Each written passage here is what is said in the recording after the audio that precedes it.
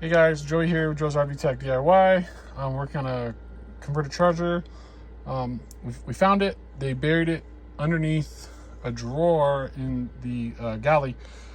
They actually sealed the entire thing on the top, and it's sealed all the way in the back to the back wall. Sealed on that side, sealed on this side.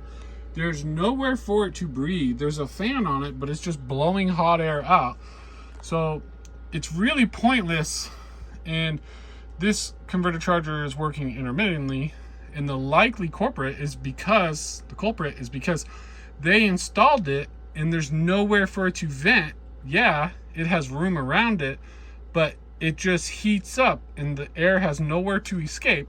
So the fact that Winnebago would even put it here is kind of mind-blowing, to be honest. They need to keep in mind that these things do get warm, and they need to be able to vent the air somewhere and not build up heat inside and just ruin the unit. So I get it that they're trying to save space, but it's getting pretty ridiculous.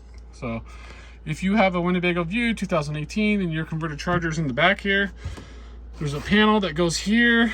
If you take it and cut a small circle and put a vent in it, it'll actually allow air to raise and go out, the hot air to exchange.